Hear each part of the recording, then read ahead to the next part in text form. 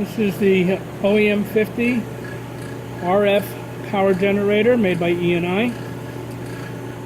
Power for the instrument is breakered down here. Requires 208 volts, 3-phase, and a ground. When you power up, power control is here.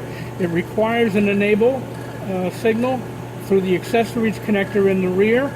That can be supplied by external equipment, or you can jumper it out, which is what I've done to operate it in a local mode here for testing purposes. Here we have our meter select meter and our meter select switch. Our forward power in this position and reverse in that. It's not on at the moment. Okay, RF power off and on or remote. Our power level adjust is here, and then our status lights are here.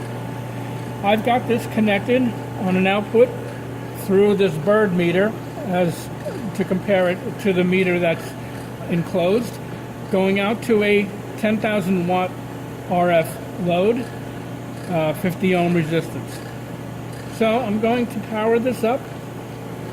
I'm going to turn on the RF power, and as you can see, our RF light come on. We have no power output because we're at all the way turned down at 0, and I'm going to increase it slowly so you can see it increase up to 5,000. We should see a corresponding increase on our bird meter.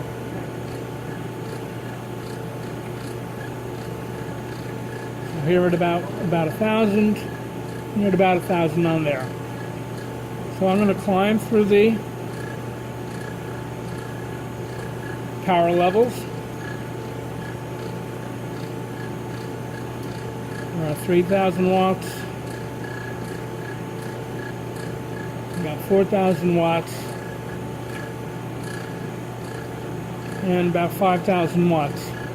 This is also using a chiller to cool the interior of this, and I'll point that out, the connections in the back, plus the supply that I have is also fan operated, so if that is on long enough, it will kick in and kick those fans on.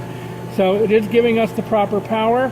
If I switch this to reverse, you can see our reflective power is at virtually 0. I'm going to turn our RF off. I'm going to remove this slug,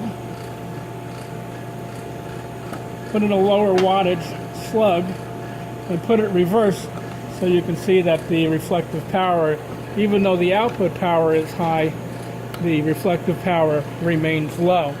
So I've got my forward power selected here, so we will see the 5,000 watts, but we'll see our reflective power up here.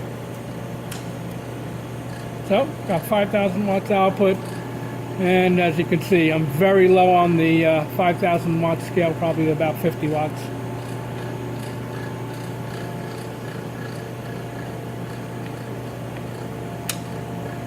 This is the connector that will be supplied with the unit, and the accessories connector is here.